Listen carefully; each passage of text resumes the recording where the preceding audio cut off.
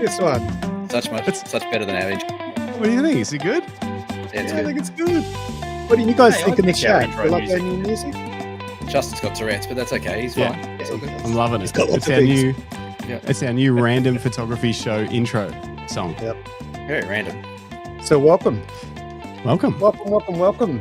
This is the Camera Life X, the Random Photography Show X, Down South Photo Show. We're all getting together. We're all Yeah. we're meshing. It's a collab. We're- It's an It's a orgy of collab. photo. Yeah. Yeah, this It is what an orgy influencers of do. photography. It is. We're influencers. God help them. Welcome everybody to the Camera Life podcast. This is the Random Photography Show. Our titles are getting longer, Yeah. and we are. And it's what is it? It's the 17th of February, 2025. For those of you watching along, we're coming to you live from various places in Australia, but Justin and I from Team Lucky Straps, who are the proud sponsor of this show, coming to you live from Victoria. I'm in South Yarra. Justin's in the bush. But we're joined today by a couple of like-minded peers, inspirational peers for Justin and I at least, Brendan Waits and Cam Blake from Down South Photo Show. Welcome. Hello. Thank you for Hey, having us hey, on. Mates. Yeah. Thank you. And That's we as are formal as streaming. it gets. We're streaming live, hopefully, to two YouTube No, channels right now. Apparently, it's going live to ours as well. It's good. Yeah, Right. it's all happening. So if you're in the live chat, you could be in our live chat, you could be in their live chat, and they'll be different, but we can see everything. So get in the chat, get amongst it, ask some questions. Most definitely. Careful, I just joined the chat, so watch out. I see you there. Yeah, see, look, hi, folks. Actually, while we're going, let's do a bit of a roll call. Let's see who's around. This is my friend Tony. He says first in, baby, and he was first in. That was, Hey, that was Tony. an hour ago. It was an seen hour for a earlier. bit. What's going on? We haven't seen him for a bit. David from San Francisco, he stayed up for this because I foolishly last week said if he stays up, I think it's midnight or 1 a.m. in San Francisco right now. If he stays up for our evening show, I'll do a giveaway. That's very impressive. We did a giveaway last week and he wasn't here.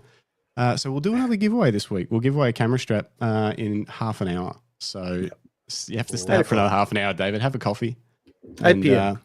Basically, how we're going to do a giveaway. If you ask a question in the live chat to the Down South Photo Show boys, That's dangerous.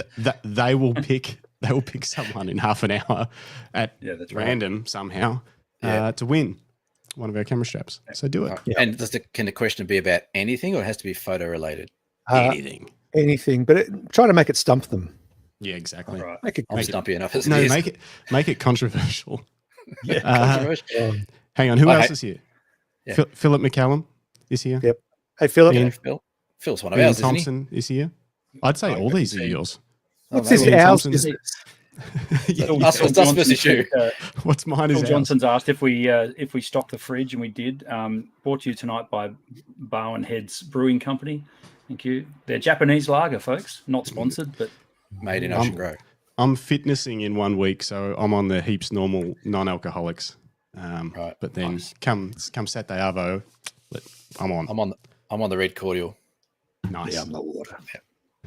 Sugar-free So- red cordial or full strength? It is actually sugar free. It's Sugar- diet cordial, which just seems stupid for an idea. yeah. But Yes. anyway. Who else we got? We've got Michael. Michael, just Michael. Evening, Michael. You Can I know, go off We top have of number one ticket holder is in the house. I just saw Who's that. that? Number one. Sharon Thorogood. Yeah, Yeah. we're getting there. These comments are out of control. All right, I got to go fast. Les Ogie, this Hey, Les. Down South Photo Show. David Skinner says, "G'day, everyone." Philip Johnson, we already mentioned. Brett. Brett Wooderson, Yeah. Barry Povey, Mel Haddon. Is that Mel Haddon will buy us all a beer, I reckon, if we're nice enough. Mel Wonderful. Haddon is the current number one ticket holder of the Down South Photo Show and a long and loyal patron of our channel. good. So good Wow. to see you here, Mel. But he's getting the mantle is Mel. getting shaken a bit. He's getting It tested is. a bit. He's these days. yeah, but he's holding on. And hang on, what is this? Out Outta of here, here, scum. Scum. Okay, love We've it. got Nice. Sharon do have Thorogood. Sharon Thorogood, who's equal number one. Heath Holden, well, he's a different character. We'll leave him Keith out. Holland says, "Fuck yeah, heaps normal." Yeah, well, it's pretty good. Yeah. This is insane. I can't keep up. Monica, hi. Paul says, "G'day, gents. Is this a battle for YouTube supremacy?" I don't know if Yes, you call it is. supremacy. I would think say it it's more of a dick measuring contest, I reckon, than anything else. Either way, just make sure you like and subscribe on the Camera Life. Yes. And down south, obviously. Down south. Yeah. Oh, so it's all about your show now, is it? Oh, Yeah. right. No Let's- competition. There's no Let's competition. crisscross the subscribers. Actually, and before we get into anything else, I'm feeling a little bit out of place here. Just gotta What's the sort matter? my stuff out. Oh, Look, Yeah. he's got something. He's got a prop. oh, no, every now and then he needs to have a lie down. Right. Here's a question. Yeah, I knew it. I just Because I knew I the just didn't beard fit quotient in. had gone up a lot when Greg joined in.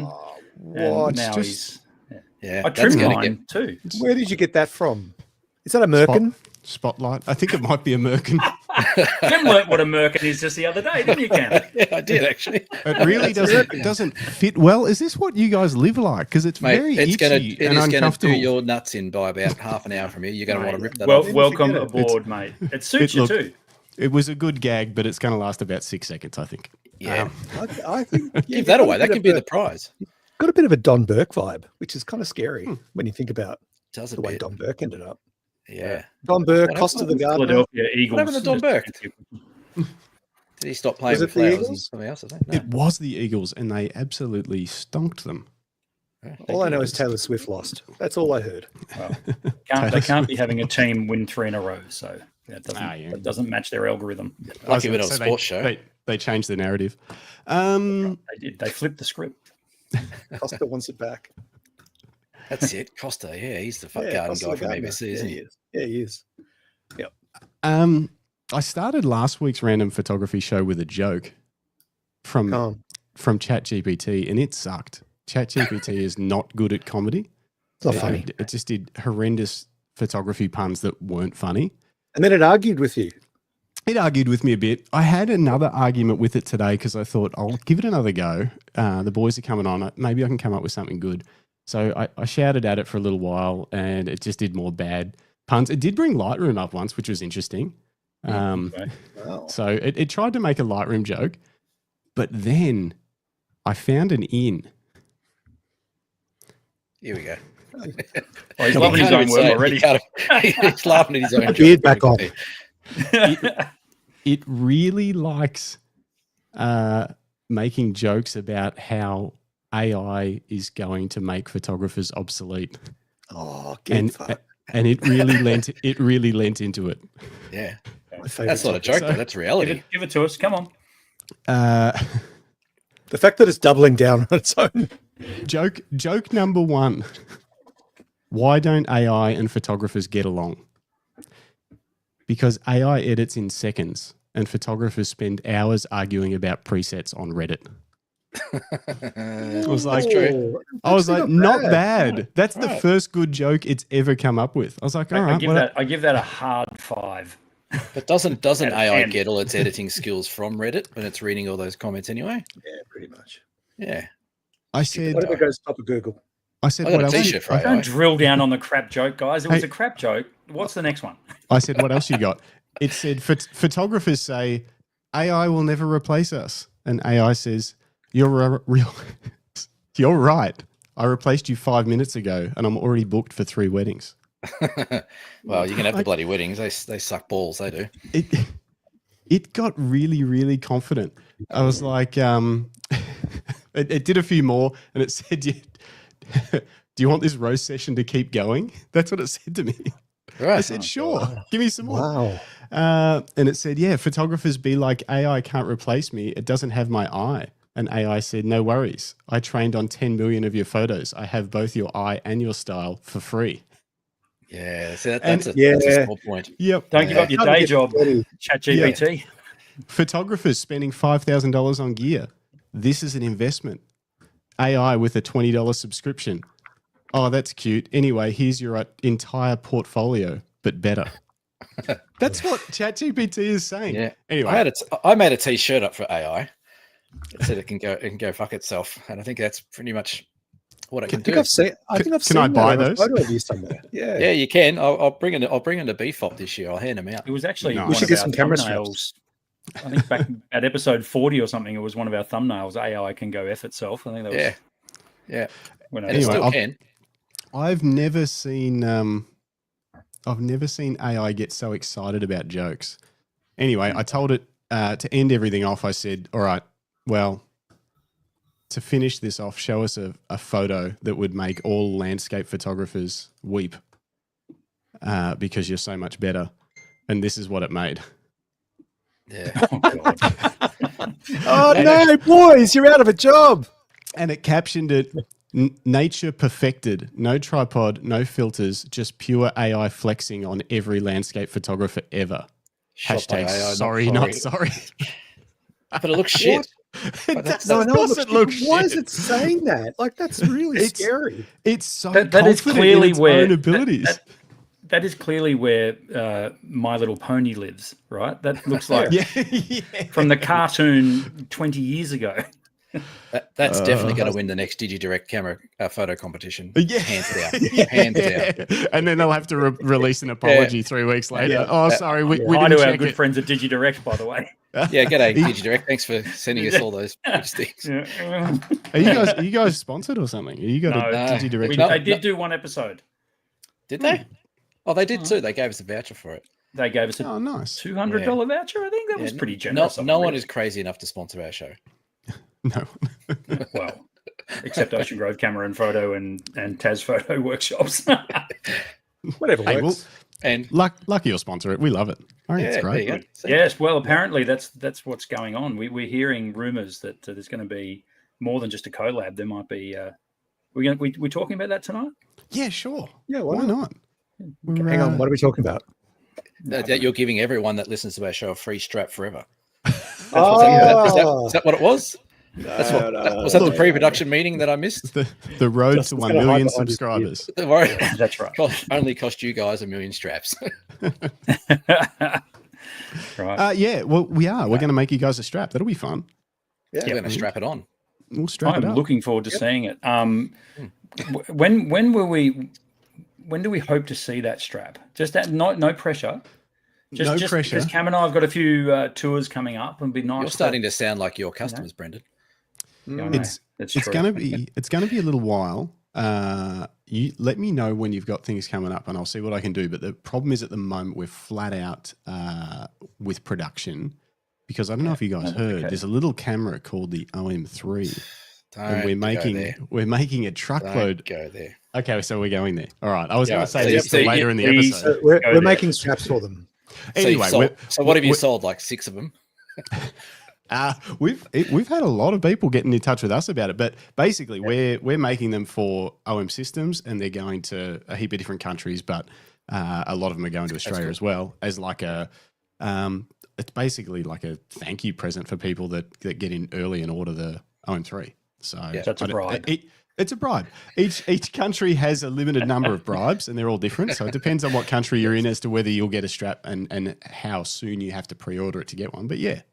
So I got a very exciting, and in all seriousness, a feather in your cap. So well done. I got a couple of questions about this. About which part? So first question, what are the odds of OM Systems watching this podcast? Ooh, I'd say low.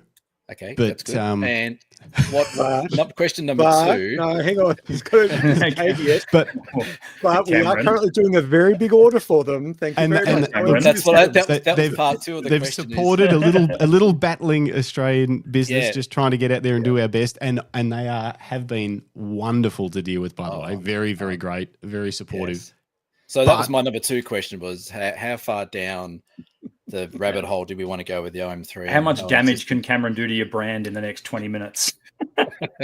I think we should talk about it. I did listen to your last podcast that mentioned that you had pre-ordered it, but you were thinking about not going ahead of the order. What happened? Funny you say that today. I got a message from our friends at DigiDirect and said, "Hey Cam, the OM3s have arrived today. What are we doing?" And I've got a few people that follow our show and follow my work that have pre-ordered them, so they're already getting their stuff and they're getting the lucky strap, which is awesome. But I'm still in 2 minds about whether or not I order one myself. So it'll be a decision I make in the next probably 2 or 3 days, I reckon. All right, let's So- start with the pros and cons. What Yeah. are you happy about? Let's work through this. Okay, Let's what work am I? through it on what the am- show. This is therapy. This is therapy. Brendan, do you want to cut me off now? You're just going to let me go. I can lay down on the couch here if you like. Pros for me, I think there's one pro and one pro only, and that's how it looks. Yeah, Yeah. that's it. Oh. That's it. There's, So no, that's there's the nothing. only pro. That's the only pro in regards to this new model of an OM camera is how it looks. Okay. Yes. So In- expand on that for me. Do you believe that because of how it looks, will drive more sales? I think that's what they have designed to look for, is to try and drive more sales for it. Because if, like we said on our show last week, if you actually pull back the layers of what this camera offers, it's nothing new to the previous model apart from it's squeezed into a very pretty looking body. Don't get me wrong, it looks great. But I think it's almost like they're trying to put something shiny over here to stop people looking at the other stuff over here that they haven't really done anything with. And that seems to be a bit of a trend with OM in the last couple of models they've brought out, where there hasn't been much improvement. But I love the look of it. Looks awesome. And So tell me though. So because I heard you talking about the OM5 and the OM1 Mark II. Is that where we're at? Mark II. yes, Comparing it to both those models. Yep. So, and you're saying it brings nothing new, but being like it's technically, while it's priced pretty close to the OM1 Mark II, or if you get a deal on the OM1 Mark II, they're about the same depending on what country you're in and stuff like that. Yeah, that's because right. they're discounted. Yeah. But technically, being underneath the OM1 Mark II, it shouldn't be leapfrogging it in any kind of capabilities anyway. Well, that's true. It's true. You're right. But so the OM1 Mark II is, I guess, their flagship, top of the line. And then they've had the OM5. So this one does slot in between the 1 and the 5. I get that. But there's no new technology in it. So the OM2 Mark II. I actually think it pulls up right next to the OM5. Well, it does. It's basically the OM5 in disguise. It's the OM5 in the retro body, which I totally get, because really, I feel like they're not running out. Well, I guess they're running out of ideas. I mean, and so they're looking to the retro market for it. It's going to be fascinating if new camera buyers are going to go for it, or if it's just people like Cam, who's and myself, who are camera tragics, who just love the look of it, and it's the retro throwback, and we reminisce about when we were young. It's it's fascinating to me. Yeah, when we were young. So the OM5, the OM3, and the OM1 Mark II, do they all have the same processor?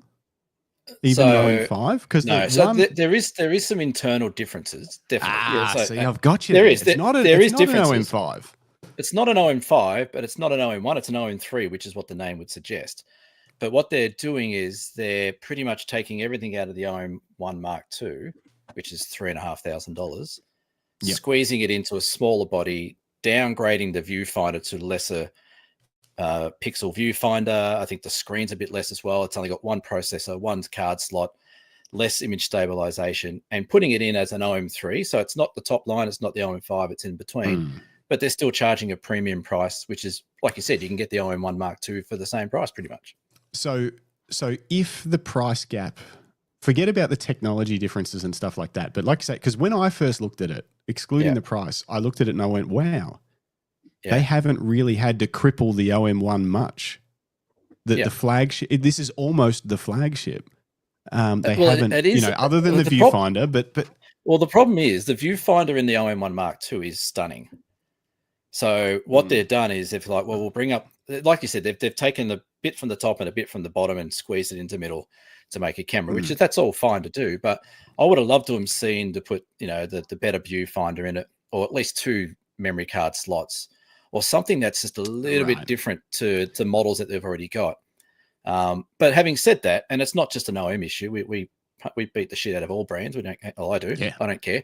But every Mark 1 to Mark 2 to Mark 3, the differences are sometimes minimal.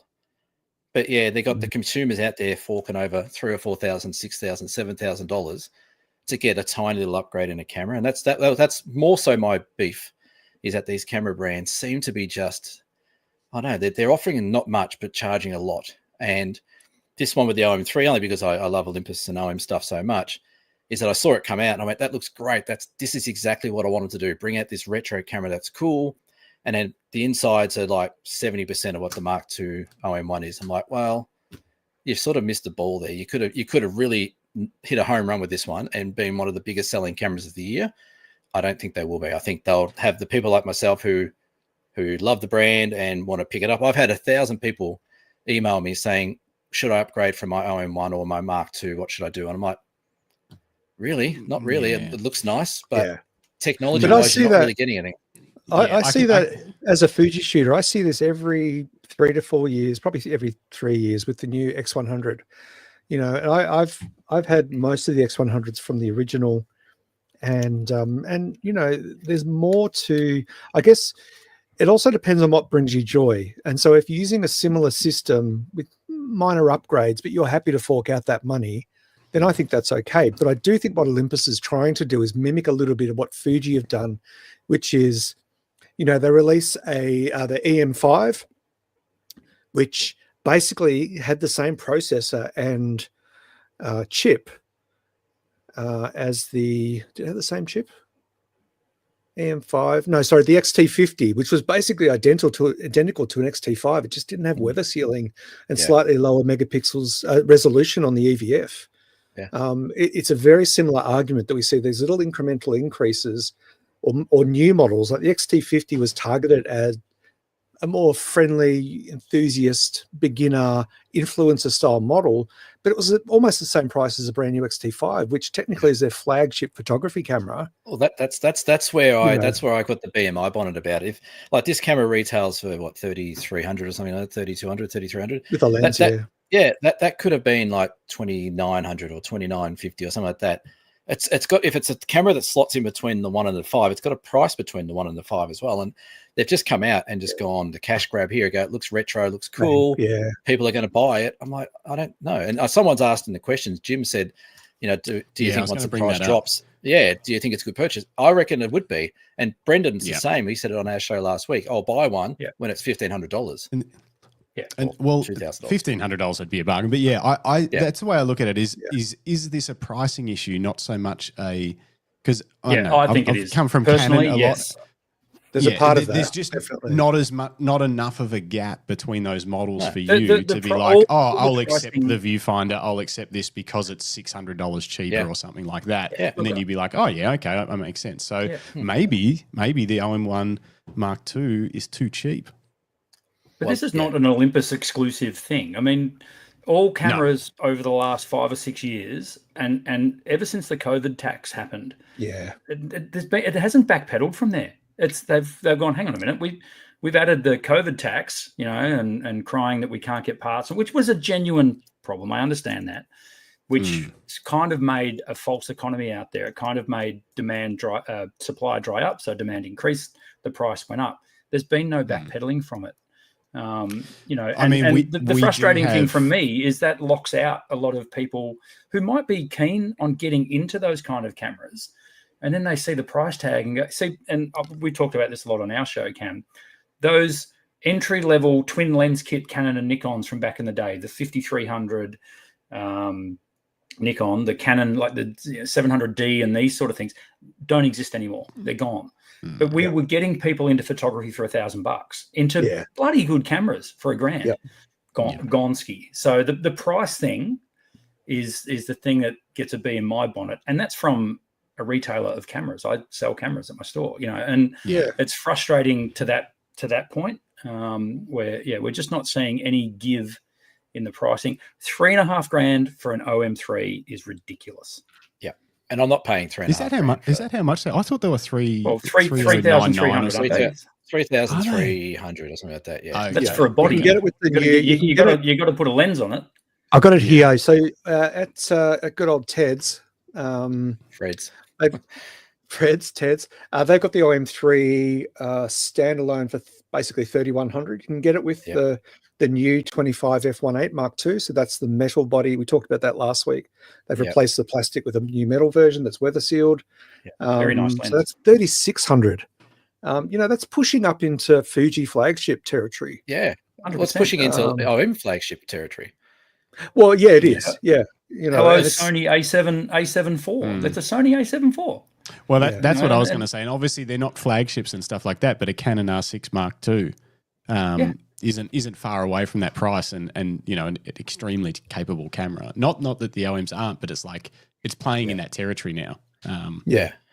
Well, I think but- the big discussion we had last week was around that OM3, but the bigger picture around that was around the reviewers reviewing them online.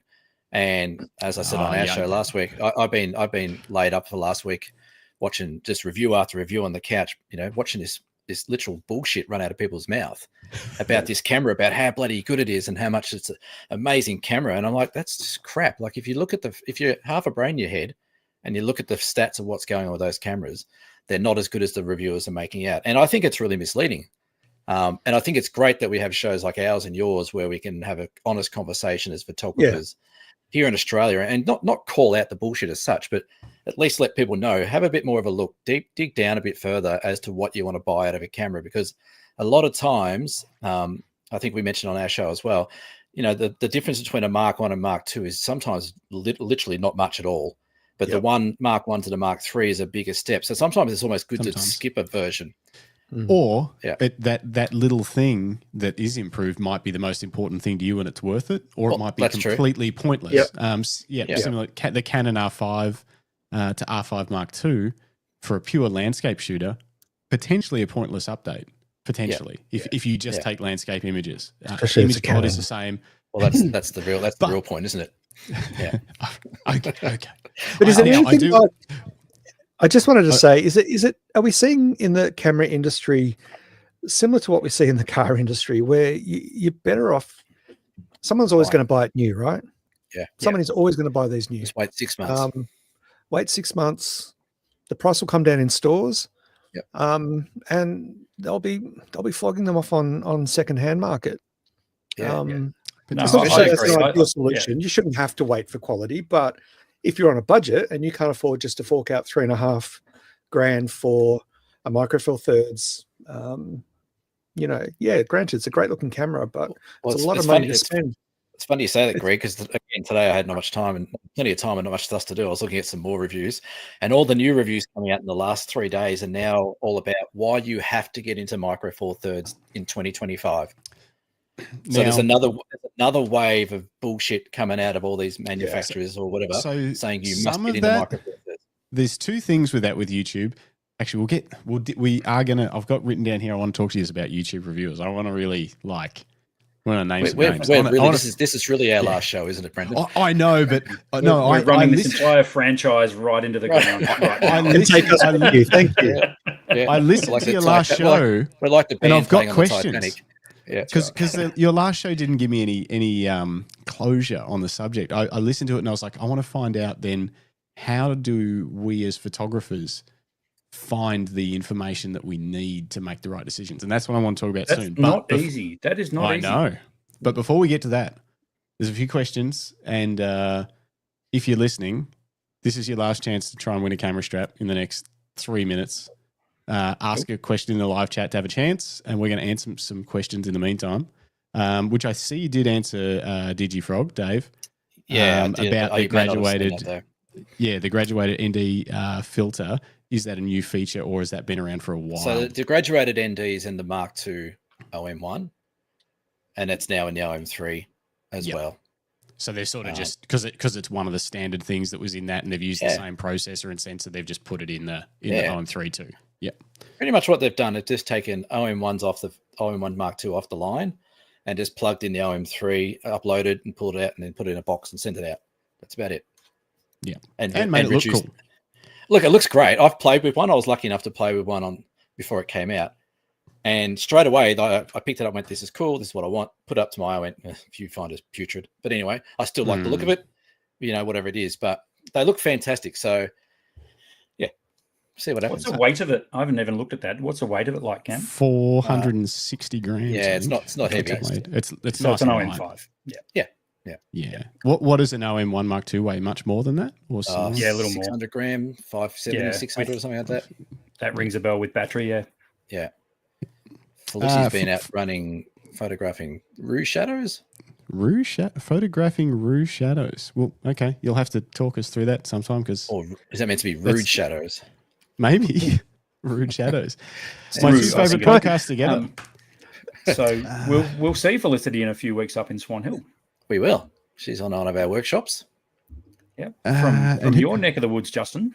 Yeah, I spoke to her at a market the other night. She was at the Bendigo Moonlight Market selling prints to try and pay for your workshop. You bastards. Yeah, I she's know. like, I know. shit. That's great.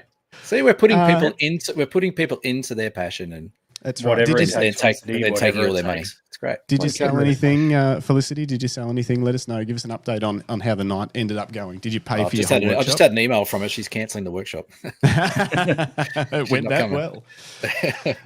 Hey, can I just show you guys a website? Are you still going through comments, boss? Oh, I was just checking out another couple. Brett Wooderson's. I'll bring that. You're in the comp there, Brett. But I'll bring yours up a bit later because I have that written down as well. Kind of a I similar. do question. like that question. Yeah, That's and right that's up, what I it's wanted. right to in your chat- wheelhouse, isn't it, Brent? I wanted to find out what you guys think. In But my I think rant that's all. house. Did I miss got a any beat from that he before? can dance Oh, to. that's right. Monica O, the big question: would you take it to the USA? And I believe Only that's if asking you guys about it. Mon was coming would I take it. If Mon's not coming, I'm not taking it. So, Yeah.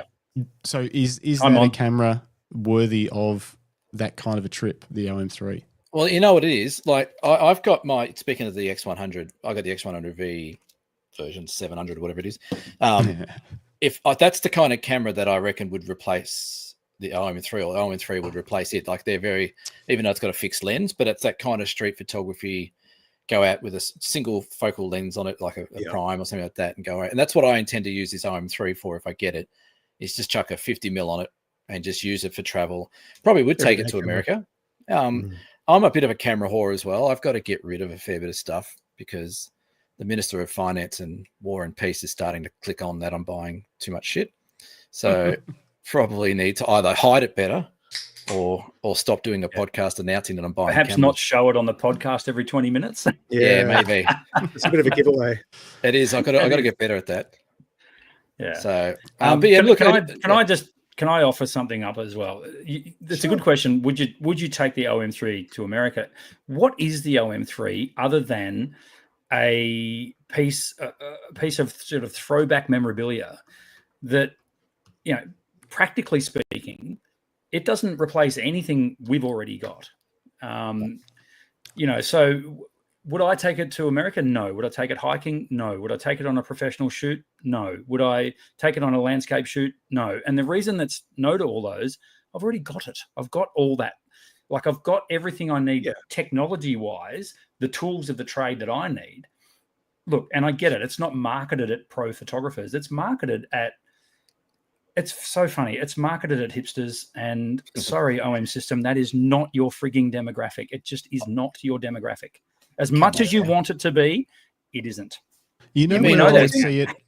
You know where I'd see it fitting into a trip is your second camera body, and it's got a little prime on it, right? And if you're going to go for a walk or you're going for dinner or something like that, you want to take a body with a little prime, cruising around when you're not out doing your shoot. But Justin, it is it's more to sit it on the table so people can look at it and go, "Oh, what a cool retro camera!" and make you feel good about life. Which is what a lot of the OM early images had that exact vibe.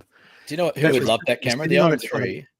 The guy would love the David guy from San Francisco who hasn't been up this late since the 70s. He could take that camera back to the 70s and use it, and he'd be cool as. He's already got about what did we count last week? 16 cameras or something? He's got 16 film cameras and they're all epic. He's nice.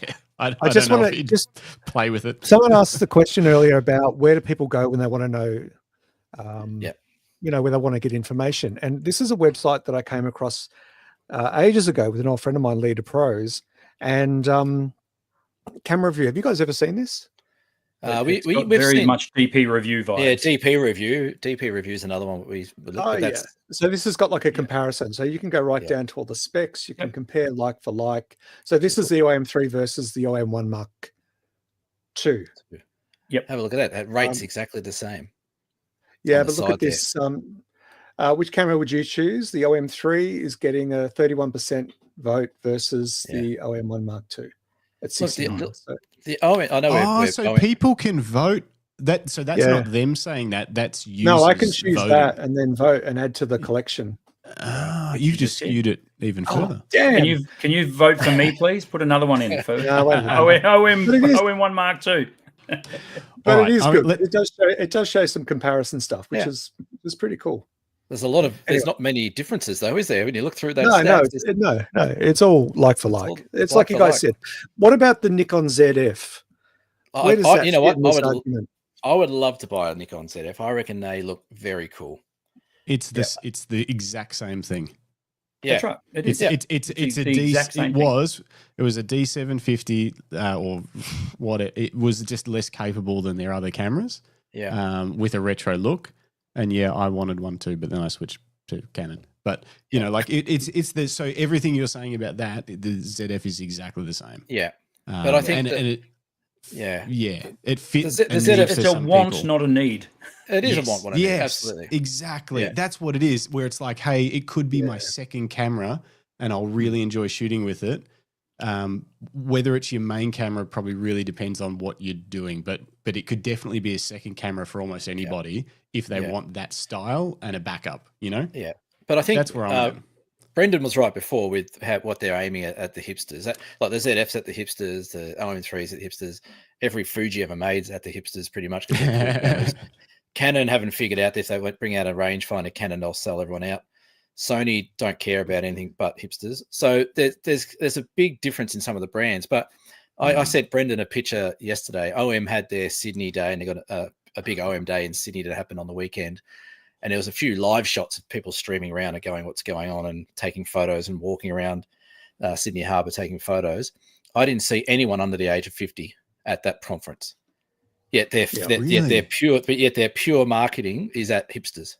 Yeah, it makes no sense. Well, they're not broadening anything. They're not. No, I know they're not. Yeah, you know what's interesting? That's what they want to do. They want to bring in the Fujifilm crowd. Yeah, their marketing is at hipsters. Yeah, and that's what Fuji's doing at the moment. But the camera is nostalgic to the exact demographic you're talking about. You know, it's like a classic car. Brendan nailed it. Brendan said, let's just go around to all the retirement homes and sell home cameras. Yeah, so you're marketing a classic car, and instead of marketing it to the person who dreamed about that car when they were 20, you're just marketing it to a current 20-year-old. And you're like, no, they're not buying a Mustang. They can't afford it. You know, you need to market it to the guy who was 20 when that car came out. Yeah, that's right. So I think, and that's across the board as well. I do lots of workshops. We do lots of workshops. You know, we do BFOP. We look at the crowd at BFOP, the Bright Festival of Photography. Yeah. Like majority of those people, middle-aged white. Yeah, that's right. Middle-aged 100%. White people. But and that's what all the camera manufacturers really should be aiming at. But a lot of them sort of avoid that. They almost ostracize them and don't touch them at all, and just go straight after the younger version of people that are the hipsters who don't have cash to buy $3,000 or $4,000 or $5,000 cameras. So I don't get why camera manufacturers do that either. It's a bit weird, but well, apparently I'm a hipster and I can't afford it. Well, I've seen you a cool little hat that you wear. That's a little hipsterish. Can I just interject here? One thing that Olympus did incredibly well, and there's no one can deny this, is that they marketed a very small, lightweight system to older people that were sick to death of lugging big cameras. Now, when I was back in my camera house days, even at Geelong Camera House up until 2013, if we had an older person come in who said, I've got this big ass camera, I need something smaller, welcome to Olympus. And you would take them there. And at that time, Olympus were on their own. They were doing the Micro Four, Panasonic to a lesser degree. They were doing the Micro Four Thirds, pushing the Micro Four Thirds wagon, and selling lots of cameras. And now that has become legacy. So when Olympus drop a new camera, all those people that bought those cameras 10 years ago who are now in their 70s and 80s, hey, let's get a look at this thing. What's this all about? And that's why Cam gets a lot of emails. And I would imagine, Cam, that those emails were from that very demographic, that retired, semi-retired, getting into photography sort of. Something interesting you just said there is that I worked in a camera shop. You worked in a camera shop. We've done the hard yards of working in camera shops. But we used to have people come in and buy a camera. But it wasn't it wasn't Olympus putting those cameras in people's hands. It was us. It was us. That's right. So Olympus have never been, they've said it's small and lightweight and weatherproof, but they've never acknowledged, and I don't think any camera brands acknowledge, that the majority of people buying cameras in Australia are not under 30 years old. That's right. So they're 30 or 40 years plus, but they keep sort of trying to advertise to this younger group of people, which is great, trying to get them into photography, but they're not the ones buying it. So No, they just want an AE1 and a Pentax K1000 from a flea market. That's right. And they want to pay $40 to get a roll of film done. So, they're small and great cameras, but they're not advertised. They're not marketing it to the right audience. And we've been talking about this for years across the board. For some reason, you can't advertise to people that are 40 or 50 years older. They're not part of the marketing process at all. They're not on Instagram. Yeah. No, is that what it is? Instagram is it missing the message? Yeah. Are they missing the message, do you think? Well, I believe, I 100% believe so. They need to go, if they want to sell more cameras, put them on Facebook, because that is the over 50s social media. So in groups and stuff, a lot of outreach. That's where it's at. 100%. Oh, I mean, it is BFOP to a T. Get in there and help people. Yeah, help them with their gear. You guys have been at BFOP. Like the Nikon stand is 5 deep with people trying to borrow gear and get gear. It's not 20-year-olds. It's not 30-year-olds. No. So why are the manufacturers, or even the people at BFOP, why are they not going back to their bosses and saying to their marketing team, I think we're missing the mark here, folks, because we've just had 700 people at a festival. All I would over imagine. The age of 40. I would imagine their marketing team is under pressure, and maybe in some brands they've hit saturation. That's exactly what I was going to say.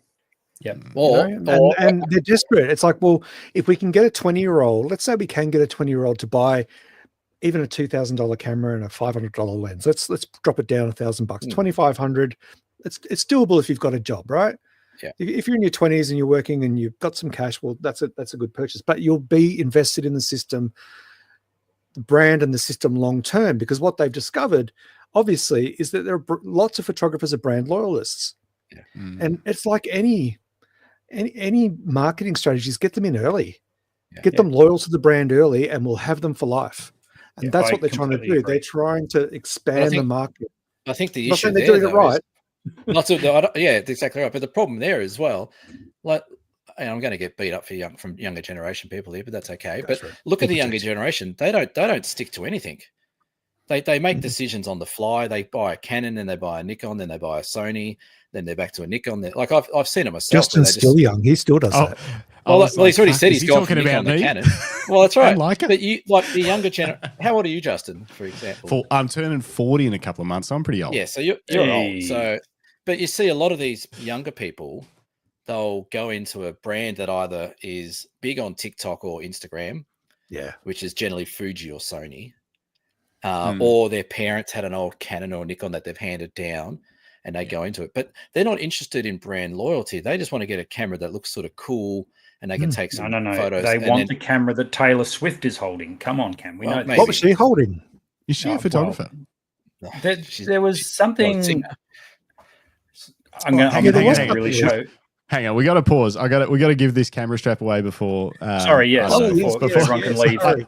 I promised them half an hour, and we've dragged it out to 43 minutes. But right, you guys are the only ones that can do this, because last time I used a random name generator and it didn't work properly. I don't think you go, maybe it did. So you're good at this. My picking. Just have a scroll around. Pick anyone out of that chat. Can you see the chat on the side of? Yes, I can see the StreamYard screen. Yeah, we can. Yes, I can.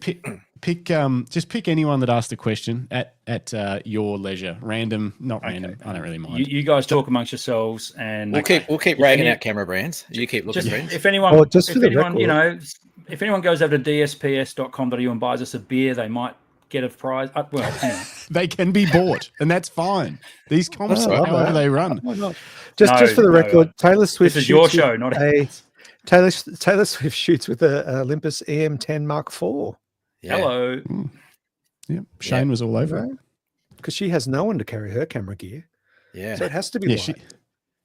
Lana Del Rey, a couple of years ago, Lana Del Rey was seen using Fujifilm cameras like an X100 in some of the video clips. So obviously that's really been well received by OM Digital, because their sales are still plummeting when Taylor Swift's got one of their cameras, even that didn't work. So that sort of tells you something about who they should be promoting it to. Are their sales numbers down? How do you is that from like CEPA stuff? Well, I don't know 100%, but from what I hear from around the traps, they're not selling many. Hmm. Like even like the OM3, I've got a handful of pre-orders I've sent through to DigiDirect, and they ordered in X amount, and he goes, "That's pretty much all the ones that you pre-ordered." So Okay. I don't know. But It'd be interesting to see wonder how if many they're they doing- do sell across the board. Yeah, Like all brands, because- it'd be lovely to see. When the Fuji, the last X100 Mark VI came out, which was probably around this time last year, I imagine. Anyway, they were hit by demand that they didn't anticipate, or at least they didn't have enough units, and it took months for people to go. I mean, you guys would know this. It took months. Even the X100 is still out of stock. Yeah. Yeah. Like I'm in a big Fuji group on Facebook. Facebook, and Yeah, that's right. bit old. Hipster. Thank you. That doesn't- Yeah. okay. I have a winner, by the way. Oh, good. What was I saying? Just quickly. Facebook Fuji's group. been out of stock. Yeah. Every now and then That's someone will post a picture of it. Oh, this is at JB such and such. If you want to grab Yeah. one, Yeah. it's just Yeah. it's bizarre. Yeah. Would Who you do like you to announce the pick? winner? Yeah. Announce it. Where's the You drum pick roll, one of Justin? Did you pick Oh, one? got of the those? drum- I completely forgot I did all new sounds, but I don't have a Oh my drum God. roll. This I did all new Tom sounds Putt's today. podcast written all over it, Cam. Has he got sounds too? Did we agree to this? I don't know about sound It's- effects. he's Come on, just it's not, released a new podcast. it's not hey, it's Saturday, for God's sake. Hey, do you want your straps or not? Yeah, that's right. Your show. You do what you want. Yes.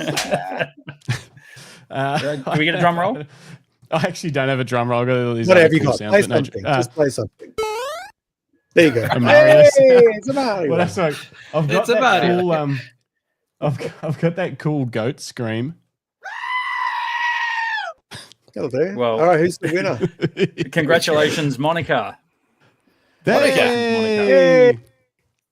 Where's Monica? She gets a strap on. That's awesome. Monica. Yeah. Oh. Monica, Monica stirred up the conversation by saying, "But would you take it to the US?" And it did generate quite a bit of. True. It did. So, Yeah. thank you, Monica, But- for your question.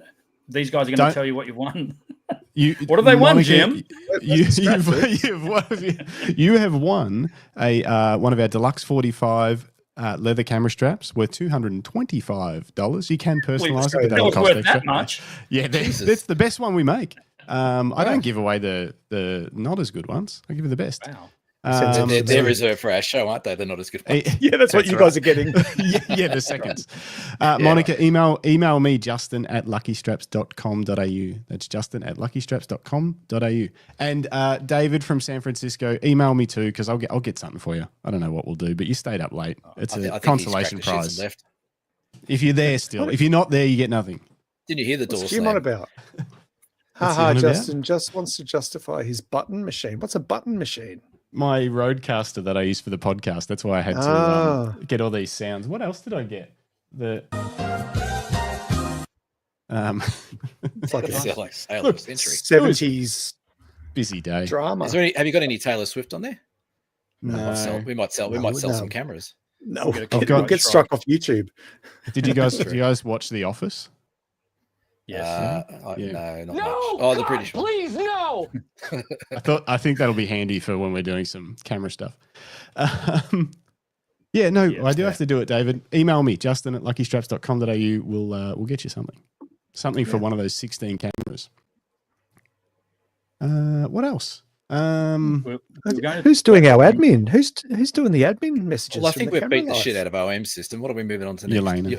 They've just Oh, removed their hey, contract Elena. with Yeah, their so straps. I was going to say let's just cap that off by saying get an We love OM3. OM. They come with a limited edition Lucky Straps. They are a beautiful camera, and we're love so excited to be a part of it. And I am Look, excited to be a part of it. I think to try and summarize what's probably come across a little bit negative, but Us? there's No.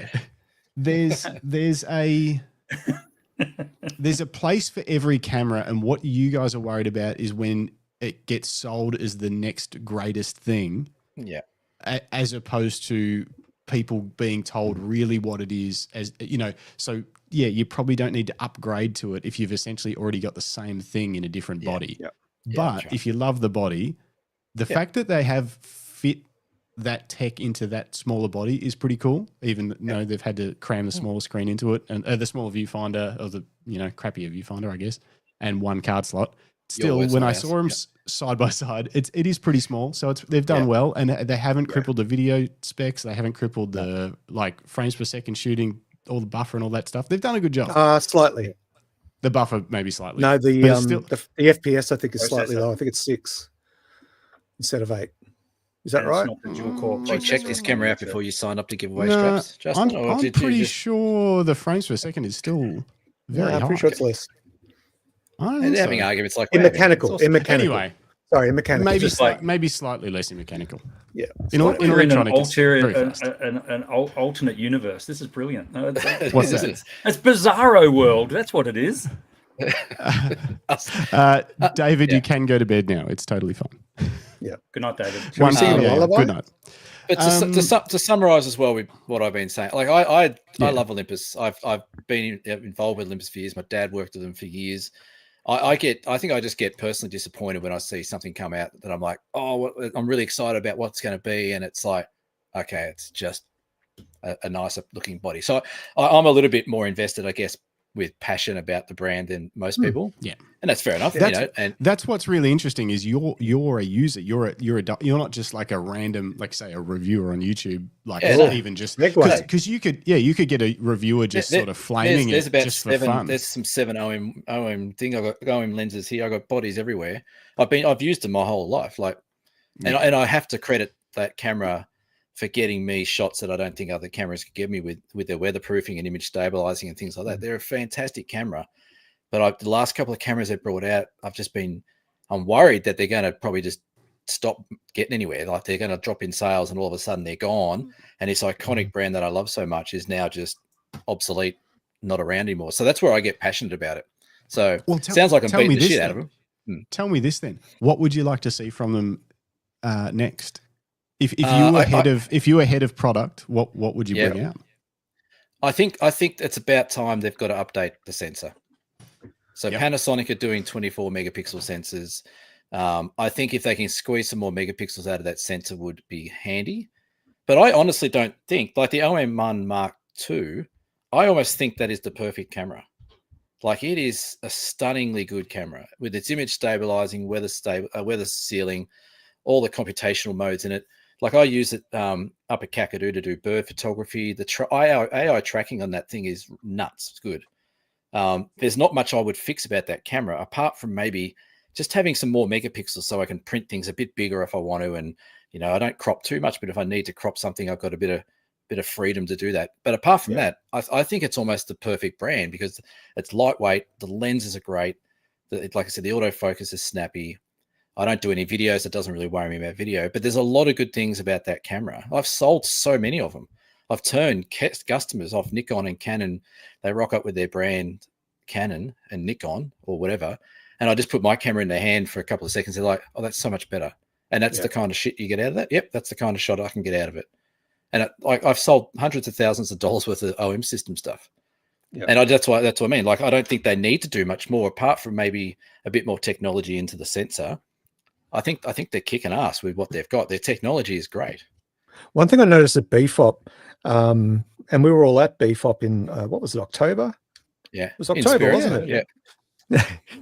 In October, we were all there, and what impressed me was the amount of people who said they were using OM systems. So, obviously, I've been very invested in Fujifilm. That's no secret there, and I shot Canon before that. And I have an awareness of people around me who use other brands, but I had less awareness about people who maybe I didn't pay attention to it enough. But at BFOP, I was so stunned by how many people saying, "Yeah, I've got this because I couldn't carry the Canon anymore, and this does everything I need." And it's a huge game changer. The weight factor is huge. Yeah, well, that's what turned me to Fujifilm because I couldn't carry heavy gear anymore. Yeah. And then you get guys like Justin who are like spring chicken 40-year-olds who wander around and he's getting onto fitness next week. He said he's got to stay fit just so he can carry his Canon gear around. Oh, and he does CrossFit. I was going to say, we're doing a Spartan race in Bright next week that I'm quite scared of. I bet you won't carry your camera backpack on that. Challenge accepted. No, I'm definitely not. It's 21 Ks uphill. There's no chance. Try doing that with Well, I just want to jump to it.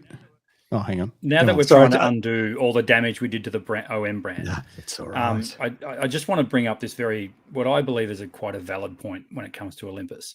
What a lot of people forget is in 2010, they went incredibly retro when they went to Micro Four Thirds, and they released the pen, Yeah. which was named after the film pen from the 60s and 70s. This is not new for them. They've been down this path before, and in fact, I would say they revolutionized the industry when they did that, because so Four Thirds was fantastic. I owned a lot of Four Thirds gear, and then they went to Micro Four Thirds. They built phenomenal cameras with weatherproofing. They built cameras that were small, lightweight, and again, that revolutionized things. Canon and Nikon were tripping over themselves to make a compact mirrorless system, which they didn't have in 2010.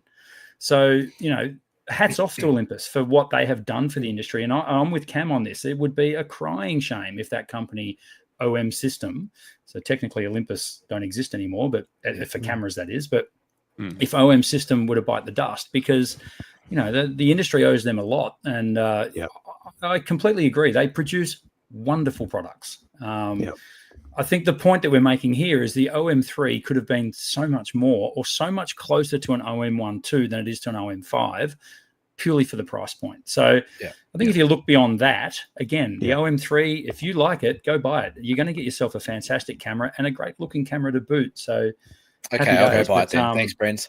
Convince me. Yeah, that's all I did. I was tempted by it. I had to write. I wrote it up for Shock Kit, who I write for, just a news piece saying here it comes, because it'd been the leaks had been terrible, and that's another topic for another night, perhaps. Were they leaks or were they?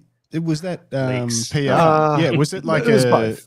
Because they were putting the info out, weren't they? Well, no, there was a little bit, like there was a couple of images, but they've been hinting at this for, like the OM rumors sites have been hinting at this for about 3 months.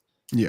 And they all had their version of, we have an insider and we, sources close to them know that this is, it's all that kind of rubbish. But I will say this, that it did interest me and it tempted me, but more than anything, it made me look at OM Systems with a lot more respect, because as I said earlier, it was something that I hadn't really looked into as a potential camera or camera brand. And it made me look at the rest of the lineup. Oh, okay. So they've got these new lenses coming. They're actually investing in glass as well as bodies, which is great. And I love companies that update existing lenses that are amazing. Yep. The last thing you want to see is the new 100 400 now, so image stabilizer on it, which is great. Yeah, and then the two primes with the going from a plastic cheap, it's still cheap. It's still reasonably priced, and they're really sharp glass. So I really applaud them for that. But I think you're right. I think what we're seeing here, because don't forget, we exist in a bubble. We have a lot of inside knowledge about the industry. We have a lot of external knowledge and experience about the industry. We've lived it. We've worked it. So we're in a bubble. So our passion is pretty intense. But I think,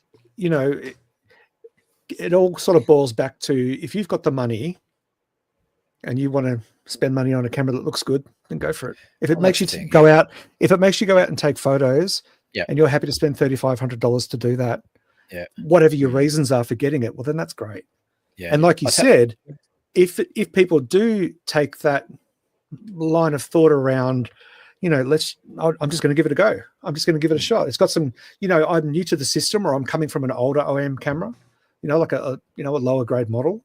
And I'm going to make this jump. I like the idea of it being, just getting the one lens, like you said, treating it like a street everyday travel camera, and just going for it. And that means that OM hopefully will stay afloat because they'll get sales from it. Yeah. I'll tell you what, though, if they bring out a black version of the OM3 after I buy the silver one, you're going to hear some real anger. Yeah. I'm hearing rumors of an OM3 titanium edition. Yeah, if they bring out a titanium one, I will. Yeah. Yeah. With that scratch-free Duratec that Fuji put on the X Pro 3 a few years back. There you go. You know what? It's going to be $7,500. Yeah. I had one of those. They were very cool. They are very cool. Yeah. Anyway. What do you guys want to chat about for the very short remainder of the show that we've got left? Have we started? Have we? I thought this was. Yeah, this is just having a beer. This was the green room before we got we're live. You guys are a cheap date. I had a lot of things on my list, but one of the things was basically what we've half covered before. But you said this is essentially just a reshow of your entire podcast last week, which is fun. I think we've dug a little deeper though. Maybe, yeah. But you got pretty deep into the reviews and YouTube reviews and worrying about whether you're getting accurate, well, not necessarily accurate, but genuine information or just marketing sales pitches from all of the big YouTube channels that review cameras and that kind of thing. So what I wanted to find out is, between the four of us, can we work out how do people figure out how to decide to make a purchase? It's very easy, and you have referenced this guy several times by saying that they didn't cripple their camera, and that is camera conspiracies. Are we across camera conspiracies? Yes. Yeah, he's pretty fun. Yeah, he's a funny bastard, and we would love to have him on the channel. I don't think he does that kind of interviews and stuff, but for those of you who don't know, camera conspiracies. Well, you never know. Camera Conspiracy, Casey, if you're watching, Camera Conspiracies is a channel that basically takes the mickey out of the industry. It's a guy that actually runs his own YouTube channel called Vegetable Police, which is all about better healthy eating and healthy living. But while he was making that YouTube channel, he wanted to buy the perfect camera to make the channel. And he found out that it just doesn't exist. And his theme song is "All I Want Is the Perfect Camera." Yeah. And from there, it's led to that channel is almost overtaking his Vegetable Police channel, because every week he puts out, he talked about the OM3 last week, and it's bloody hilarious. So his take on it is very, very good. So there you go. That's the boy right there. So I think though, jump over and have a look at that stuff. Yeah, in retrospect to what we spoke about on our channel last week, thinking about it now, like watching the reviewers and reviewing the reviewers, there is a gap in trying to find good information about cameras. Like you said, like if you're not in the industry like we are, or you're shooting, or you eat this for breakfast, lunch, and dinner, how do you know what you're going to get, and how do you know what's going to be better or worse for what you need a camera for? And it's a really hard one. Like, you should be able to go into your local camera store and trust what they're going to tell you, but that's not always the case, because they're working on incentives and they're getting fed information, stuff like that. You go on YouTube, and I think someone mentioned also that YouTube's really heavily influenced by the big brands, so you don't know what you're going to get there. Yeah. So I don't know. How do you get some sort of information, or how do you get some honest feedback on a camera that you're looking at? You ask someone like me, and I'm not being a smartass when I say that, because I run I'm an independent camera store. I'm not hooked to any of the big chains. If you come in and talk to me, I will sell you the camera or give you the information. I don't care where you buy it. Buy it from me. Don't buy it from me. It doesn't worry me. Print a photo with me instead, whatever. But what I don't do is bow to the brands. I will put the camera in your hand that I think is right for you, not what I need to sell because I've got aging stock sitting out there with a massive spiv on it. You talk to someone like myself, you talk to guys like Peninsula Cameras down the Mornington Peninsula. They're an independent store. Some of the bigger chain stores, individual salespeople within them are quite good, and you'll become buddies with them and they'll help you out. But to a lesser extent, your JB Hi-Fis of the world, who are just box movers, and as I say, they need to sell X number of units so they get the stretch bonus or they get the bigger discount incentive, all that sort of stuff. Seek out independence and seek out independent camera stores. Yes, we know we're a dying breed, but very proud to say that I am one. And reach out to myself, reach out to Cam. Down South Photo Show will help you out. No, I don't talk to people. What are you talking about? I don't sell cameras, but if you contact me, I'll tell you to buy a Fujifilm. But on that note, see, I'm not biased. Although for a while there, everyone started accusing us of running a Fujifilm, like a covert Fujifilm podcast. Well, now you're running We Hate OM System podcast. So good luck with that. I will say, we love you, OM. Thanks for the straps. Yeah, we love OM. It's funny because we've had two very passionate OM Systems users on. That's right. But I will say that another good way to find out, what whether a camera is good, what you should buy, whether the one that you're thinking is actually for you, is join a photography community. Yeah.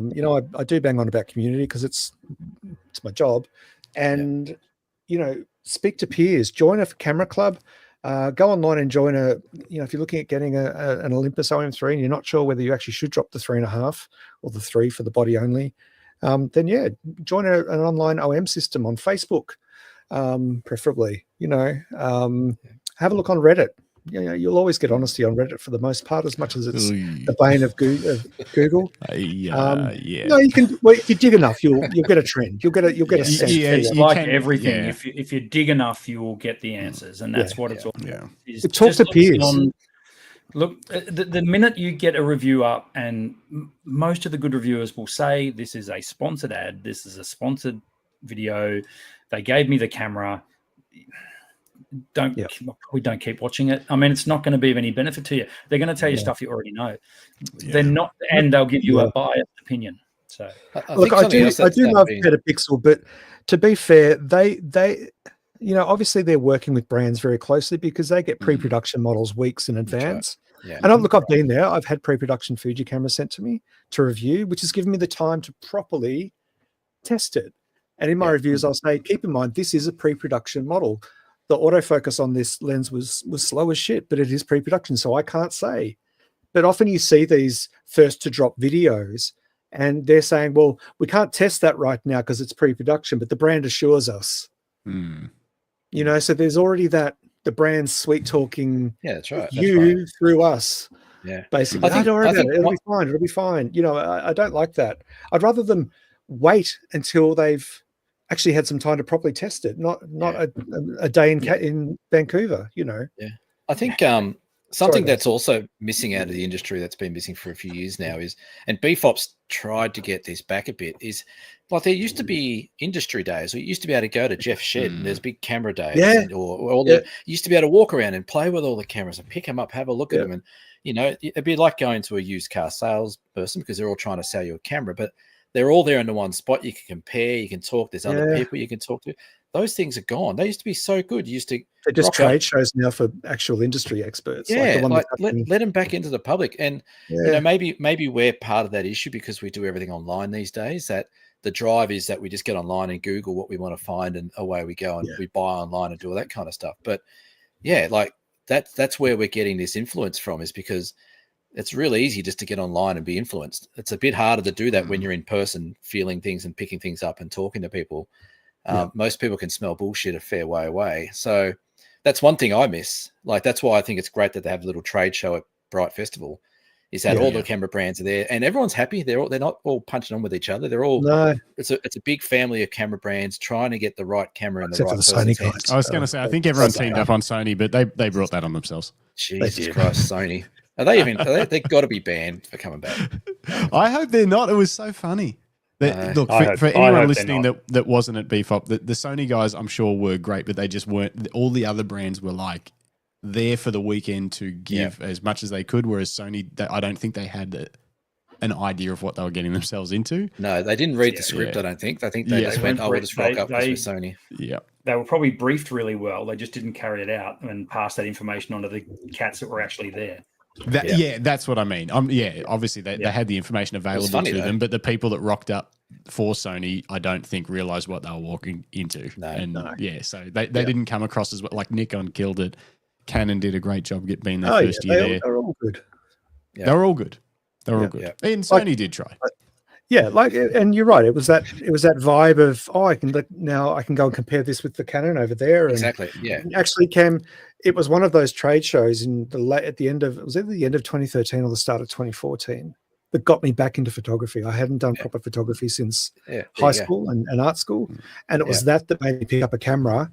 And it was at the booth, and they had, the booths were huge, and Nikon were giving away silver steel, like stainless steel roller cases for camera gear, and there were raffles and prizes. It was such a good event, and it was there that I went and tested a bunch of cameras and spoke to people about it. And a friend of myself and my cousin Daniel were in Vegas a few months ago in between our America trips that we're doing, and there was a big car show on, massive SEMA, huge car show that my cousin was right into.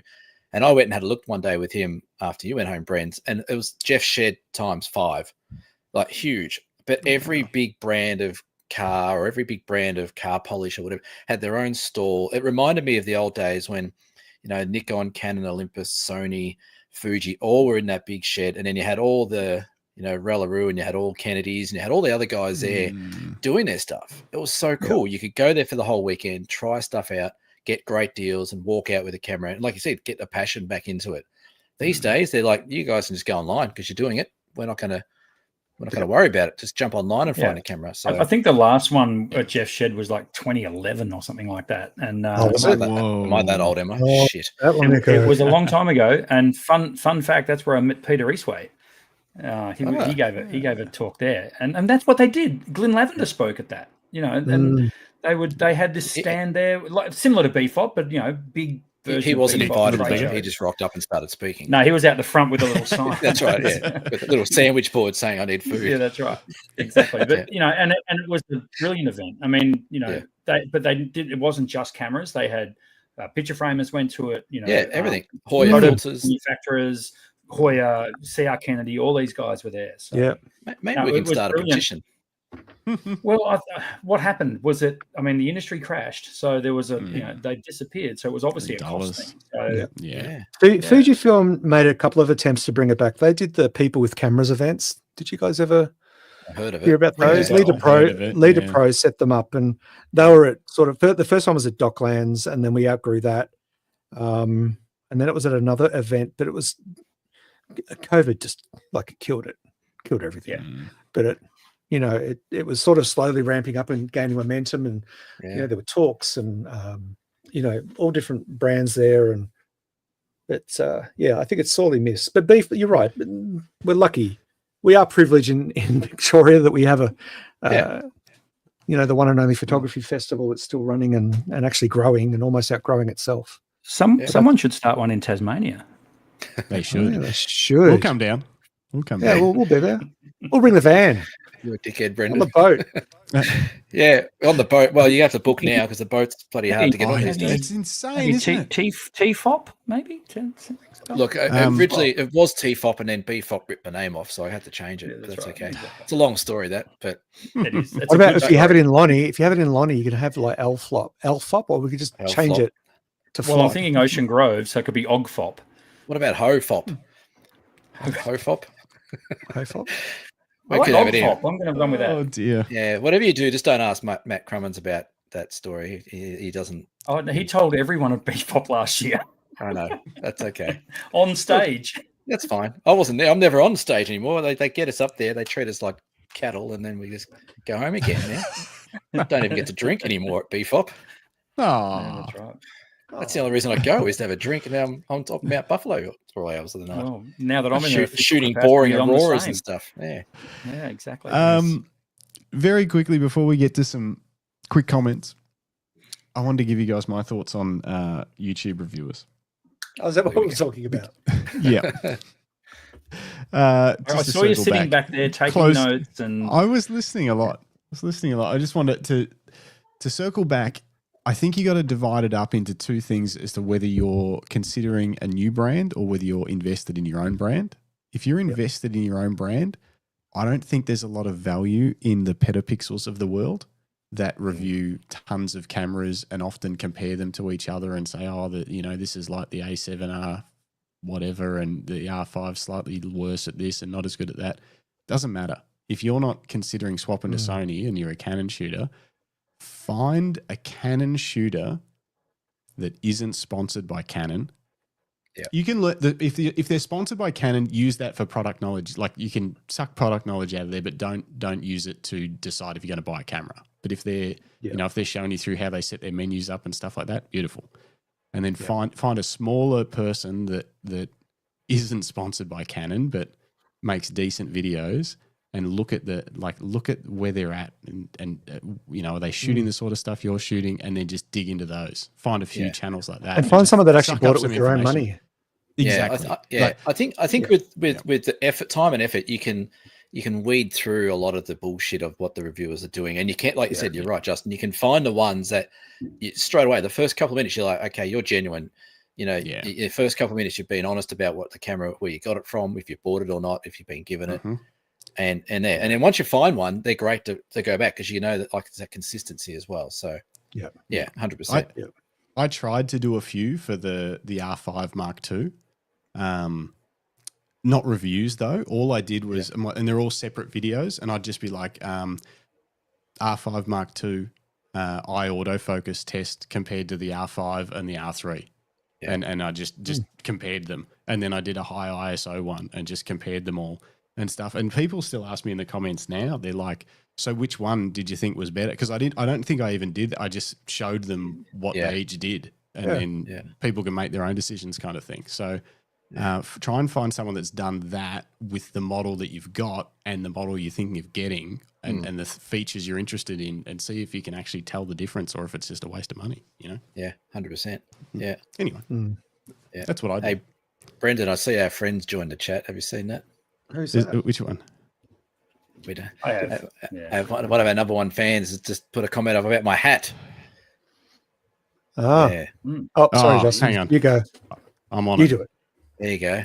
Ansel Adams called him. wants Cam to I've give got the his exact same back. hat. Don't worry. Yeah, Yeah, Greg's it's got one of them I'm not a too. hipster. I like. Speaking of One hipsters, right there. Yeah, you talk of hipsters. fuck, so I need to get the hat and the beard. Yeah. Well, you haven't gone through puberty yet, have you? Oh, No, come on. He's been growing that beard he's got now for 6 months. So apparently you starting can to come in. provide everyone's actual name behind the alias for us, can't you? That's right, isn't it? Yeah. So okay, That's good. right. It brings up Well, phone numbers as well. It's Way to pretty give handy. yourself up. Phone numbers Yeah. as well. Emails are great. Perfect. Taking the piss is a loyal fan and follower of ours. Yeah. Yeah. That is we- that is a good name. The jig is up. The jig is up. We get emails, we get messages, we know everything, but we know who it is. We're just not letting on. You know. Yeah. Just touching back on influencers though, and what you were saying, influencers, reviewers. A point we made earlier, and that is, you're quite right. The bigger reviewers and influencers get the gear early. It sort of reflects what we said earlier. Wait a bit until some of the more independent, smaller channels that don't have the big budgets that these camera manufacturers aren't throwing cameras at. That I know Camera Conspiracies, for example. He'll wander down to his local camera store, Camera Canada, and he will get the camera off the shelf, or they'll help him. They'll here, borrow it for an hour or whatever, That's really important, I think, and don't fall for the hype of the brand new shiny toy. Let the dust settle on these things. I mean, there'll be a firmware update for an OM3 probably already, before it's even hit anyone's hands, because that's what they do. They they put out these cameras and then people use them for a while and they go, oh, hang on, did you realize that at ISO 3200 you get banding if you're shooting incandescent light? That sort of stuff. Because I've lost count of how many times I wanted to do that. But it's I think also the big deceit of this whole thing is FOMO, and brands whip up FOMO. Yes, correct. That's exactly right. This camera is probably going to be out of stock in a couple of weeks, or is it even out officially? Today it was supposed to show the ship OM3 today. Okay, Yes. so the OM3, so it's going to be out in a couple of weeks, and it will sell out because there won't be enough for the demand, just like with the Fuji X100s, and that drives that FOMO. And so people will think, but Petapixel said it's beautiful, it's brilliant. They've had it for 2 weeks pre-production, so I need to put my deposit down, my pre-order down. So you've already made a decision because you're scared you're going to miss out on it. Because look at the Fujifilm X100. I still know photographers that are looking for them. I got one for sale. You want one? Right here, black one. Nice one. Oh yeah. It's a fair point, Greg, because I only recently have I pre-ordered stuff, and I'm in a different position with camera gear now than when I was working as a professional photographer, and that was my my main source of income. Which being is not anymore. being a Canon guy, you'd have to pre-sale everything every 3 weeks because they bring a new model in every month. You'd have to, There was pre-sale. like a 4-year gap between the R5 and the R5. He's going to need another lie down in a minute. Seems like Canon brings stuff out every week. Anyway, no, not at all. No? I mean, they release a lot of products, but it depends what line, like where you're at. If you're shooting full frame professional stuff, it's like you're either shooting with an R5 series or an R6 series maybe, or the flagship kind of stuff. And so there's 3 potential cameras. Everything else under that is like prosumer stuff. And they probably do flick that out fairly regularly, but you're not looking at updating. So if you're shooting an R5, I think it was a 4-year gap, 3 or 4. Right. Okay. Either or. Yeah. So people are desperate for that update. Yeah. Yeah. It's, I don't know. They don't bring out enough lenses, I don't think, but that'd be good. Yeah. What was I going to say? But yeah, Sorry, I've pre-ordered a few recently. But back when I was shooting weddings and stuff like that, I'd agonize over it and then wait for them to come out and then touch them in a camera shop and then wait and hope that they get cheaper. And then, like, because you don't need that day, like you wait 6 months, it will get cheaper.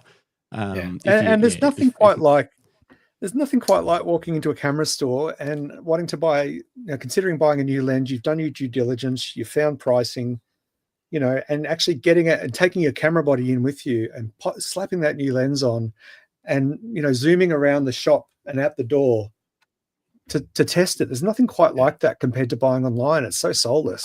Those were the days, Greg. No, I know those were the days. I mean, there are still, it's not possible for everyone, obviously, but gosh, it's nice. I do like it, and I always go. That's what we're all up against filter. now. I always put a filter on the brand new lens before I even leave the shop. It's like it's my little ritual, Yeah, that's right. Yeah, that's what we're up against now, though. The camera stores are getting few and far between, particularly in regional areas, and particularly like getting stock and having an OM3. Like you're not going to find an OM3 on the shelf probably not in Camera House in Bendigo or probably not. No. Probably not, and with good reason. They're going to target towards where the markets are, and I understand that. But and this has been the biggest downside of the internet is, it's not a new thing. Like 2000, in year 2000, cameras were starting to be sold online. So we've been putting up with this for a quarter of a century already, where you can't reach into the screen and grab the camera and put it in your hand and feel, and it's such a bummer. It's such a bummer because, the people, they see an ad on TV on late night TV for a Nikon P900 and Nikon did that. And, they sold quite a lot of them on the back of that. And then they got this camera that weighed more than their head, it was just awful. So it's, some heads are heavier than others, though. if it weighed more than my head, that's impressive. But you know what I'm getting at? It's a real shame that these people can't go to a camera store anymore and pick up a camera. It's the way of the world. That's it's like test driving it. Like test driving a car. You can't buy a car online as such. You go test drive it. You get in there and you want to feel how it drives and how it feels and how it handles. Like we've been in more and more people are buying cars online now. Yeah, because it's true. They watch the reviews and I've seen all I need to know. So what we're saying no one wants to walk around and kick the tires anymore. If Peter McKinnon wants a Tesla, then I want a Tesla. Yeah, we're just lazy. You're right. We Like, are. Well, convenience. We fill our lives with convenience. We fill our lives with so much convenience that we become too busy to see the trap that we're in. And we're always time poor. Everyone's got no time. Always time poor because we filled our life with convenience. Yeah. That's exactly right. Yeah. Should we shouting at the clouds, old man? Few quick comments before we wrap this thing up. We were going to try and keep these shows to an hour, but you guys are too much fun. There was a lot of love for First time anyone's ever said that, Cam. I know.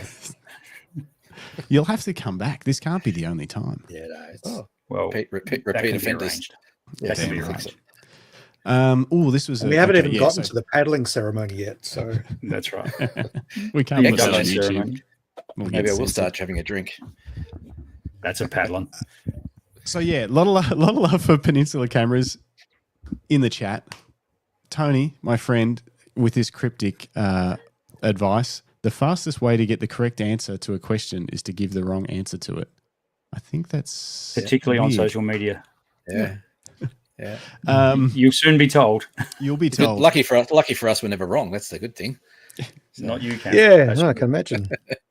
Bruce chimed in on the BFOP Sony guys. They were amazing to the people that saw them. I wasn't one of them. David Skinner bought their old ESO monitors and Epson P800 at the last show held 10 years ago. So 10 years ago, that'd only be 2015, you reckon, 2014? Yeah, I think it was before that. I didn't have camera and photo when the last one was held, and I've had that for 11 years. So 11 years. Nice work. Yeah. Wow. Hanging on. Jim, we're all just hanging on, mate. We're all just hanging on. What else we got? What's Les Oakley? The Canon MD is back. I have no idea what that means. MD. Well, that's the mount, isn't it? MD mount. Okay, Dunno. sounds weird. Canon I don't think so. MD. Is back. It was the Canon OMD? What? Well, Canon's old film camera, that was an MD mount. So Okay. maybe Canon's bringing out something, yeah. Well, maybe. I reckon Canon should bring out a little, like their old rangefinders that they had. Yeah, Canon do it it would- that, Yeah, it like you rivaled, say, it rivaled would, Fuji. It would crush, but they just, I think Greg said this the other day, it's like they seem to have zero interest in anything like that retro sort of side of anything. They're just like onward and upward, keep our normal shaped cameras, and we just do that. You know, they're edging ahead of market share Mm. out There of all is the a- brands, and why change what's already working for you? There's a rumor of a new compact coming in the next month or two. Yeah. You could always just that I slot saw. one in though, like just get some Oh, more there's nothing market wrong, share. but they just they're stubborn. I reckon they're really stubborn about their brand. It's like, no, this is what we do, and this is the direction we're heading. They can Look how long why it they took them make- to get serious about mirrorless. Like, Yeah. yeah, They they can drag hand- their heels. They can get the Canon Collective to promote it for them, maybe. Oh yeah, the Canon Collective Yeah. back in the day. Yeah. Back in the day, they're not around anymore. No, they're not. Les has just said that MD stands for Managing Director. Oh, Okay, A we new didn't Canon Managing okay. Director. right. We don't do corporate speak, Les. No, can't you All see? Here's a comment. Fantastic book called Death by Comfort. Read Greg's comment on convenience.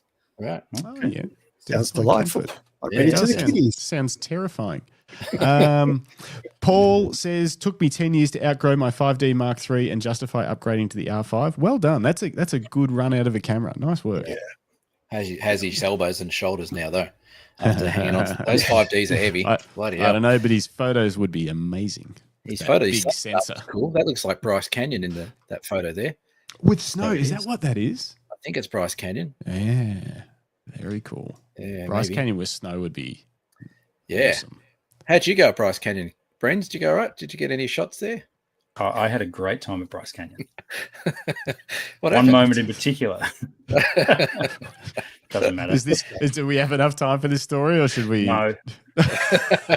Well, We'll circle back in a couple of weeks. we'll talk about that That's when or maybe when we've got you on for a full interview by yourself. Yeah. We'll dig into Fuck, it. yeah, he's got Sounds plenty of great. stories.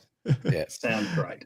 Paul Sutton says, glad to make the random live. Thanks, guys. Nev Clark says, Hey, I'd Nev. have to travel 500 kilometers to find a camera store. It's hard living semi-remote. Yeah, that's another thing as well. People live miles away 100%. from camera stores. Yeah.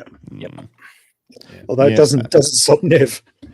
Philip No. McCallum, an hour and a half to his closest camera store in Orange. Yeah. And Craig Yes, sir. says, we're lucky in Orange to have a great camera house. So that's good. Right. Yeah. One shout out Paul- to Pat who's watching. He's an Ocean Grover. Ooh, where is he? Oh, yeah. G'day, Pat. He had a thing up on the screen before. So What's up, Pat? Paul Sutton says a real benefit of the local camera store is I can take it back and put it on the counter and say fix it when it breaks. Is that? Do you guys offer that kind of service here? yeah, Doesn't I matter. Doesn't actually had a Canon 700D come onto my desk today, and the lady wants to blow the dust off it and get it going again. So Yeah. I'm cleaning Nice. the sensor and I'm putting the new firmware in it, and I'm Look at you go. 700D. I've said this before on our show, is one of the greatest cameras ever made. And I Why? stand by that. I don't care what anyone. I know it's got a small sensor. Blah blah blah blah. That's what I It is started a with. wonderful piece of kit. It's a That's what I picked brilliant up at that piece of camera show. there 700D. you Mm, Great camera. Interesting. If you What can about see the one, cameras you'll for? find one on eBay for $300 less, $200. Go buy one. They're great. I started with a 60D. That was a very nice Yep. camera. Yeah, which is Very the nice. similar thing, but in a better body, more Slightly, yeah, weatherproof body. just slightly Yeah. bigger body. Yeah. Isn't that what we always want? Yeah. Something- it looks like it was Bryce Canyon, minus 23 degrees. Paul said at Bryce Canyon. There you go. Good pickup, Cam. Ooh, It's chilly. That still so worth it to see that. Oh Like, yeah. we wandered around it at sunrise, but we were saying we saw it in a YouTube video with snow, and we're like, no, it's not as good with Yeah. that snow. No, it No, wasn't really. It it's was still actually beautiful, spectacular, but it was amazing. It was at one of our favorite spots. Yeah. Cool part of the world. What else we got? Anything else? No. No, I think it might be time to wrap. Yeah, I think so. That's It's almost getting late. exactly That's an hour 90 and a minutes. half. People are sick of us now. So Hour and a half. Well, thanks for having us on, guys. I don't know about you, Cam, but I thoroughly enjoyed it. So I really appreciate you guys giving us 90 minutes of your time as much as you gave us. We gave you 90 minutes of our time. It was brilliant. So thank you. And if you guys in the chats want to see more of this stuff, just let us know. Hey, Brendan, newsflash, you're not hosting this show, so shut up. I just thought I'd throw. No, very professional. On behalf of Cameron and myself.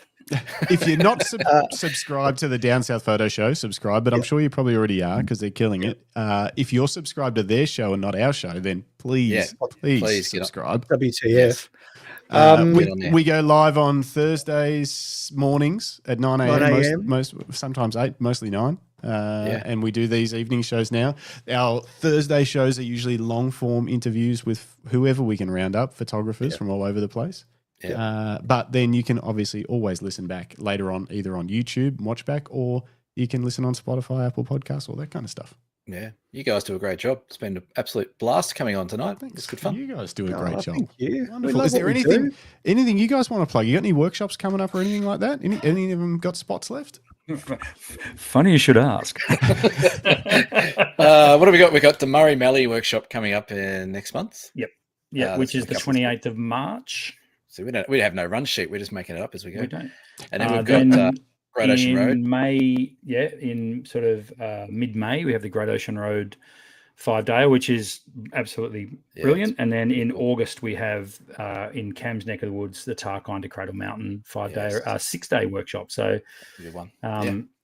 All three of those have a handful of spots left. And I'm not just saying that to, make false economy. It's true. There's only a handful of spots left. So jump on, come on a workshop with us. It's lots of fun. We do a lot of this stuff. We talk photography ad nauseum. Yeah. Thanks, Craig Murphy, for the show of confidence. Craig says this show is way more semi-professional. Hey, that's what we're shooting for. He's our tech guy.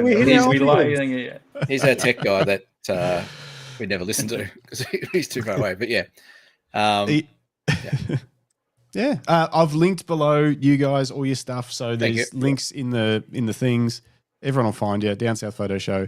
Get on those workshops. You'll have a ball. You'll get some great photos. Then you can come on our podcast and tell us what the workshop was like. Full circle. Yeah, circle. We should do a workshop up in your neck of the woods somewhere.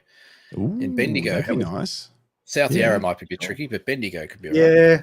It's like your workshop kind of neighborhood. We'd all have to rock up with Fuji's. Let's go to the Whipstick State Park and do a workshop. Why not? Yeah, it's good to me. Nice. A few guys in the chat have signed on just to say they've just caught the end of the show. Well, don't worry. You can just scroll back and watch it from the start. It's fine. Don't just worry. Pretend. You haven't missed much. No. You've missed a lot. You've dodged that bullet. Well done. Yes. All right. Shall we do it? We should do it. On that note, everybody, thank you for watching and listening. Please make sure you like and subscribe.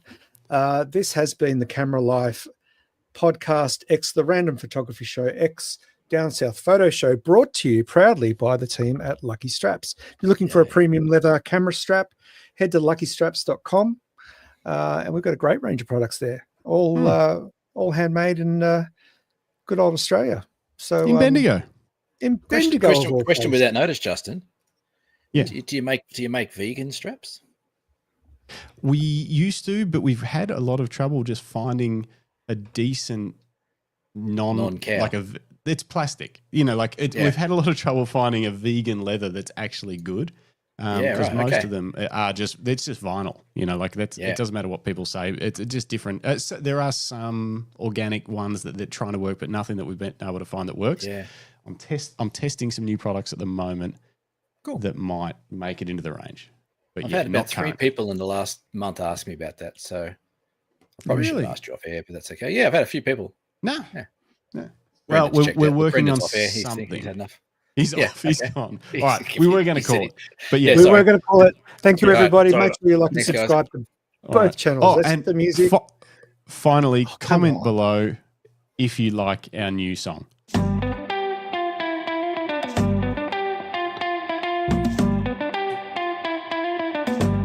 Agree. It's great. Been practicing.